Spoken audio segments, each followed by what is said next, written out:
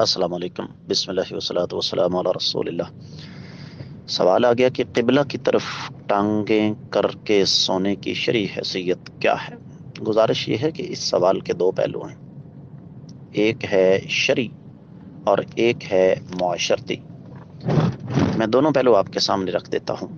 शरई तौर पर कुरान की कोई आयत या नबी अलैहिस्सलातु वस्सलाम की कोई हदीस हमें नहीं मिलती जिससे ये पता चले कि ऐसा करना मना है, और यही वजह है कि आप अल्लाह ताला आपको हज की उम्रे की सआदत बख्शे, बैतुल्ला चले जाएं, मस्जिद नबी चले जाएं, तो वहाँ लोग सुतून के साथ टेक लगा के किबला की तरफ मुंह करके किबला की तरफ टांगें करके बैठे होते हैं।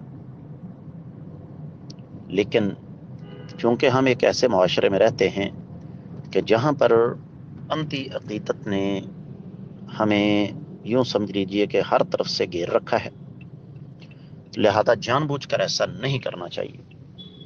हाँ, तखलिये में, तन्हाई में अगर ऐसा हो जाए तो इसमें हरज वाली बात कोई नहीं, लेकिन पब्लिकली अवामुन्नास के सामने किबला के ना लेटें। रहा ये मसला कि जब कुरान और हदीस से ऐसा कोई सबूत नहीं तो हम क्यों ना लेटें, उसका फिर नतीजा आपको भुगतना पड़ेगा।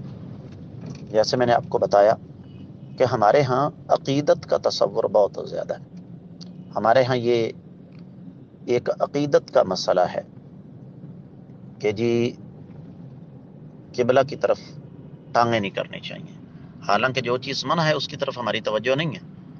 अल्लाह के रसूल सल्लल्लाहु अलैहि वसल्लम ने बड़ी सख्त वईद सुनाई है ऐसे इंसान के बारे में जो किबला की तरफ मुंह करके थूकता है।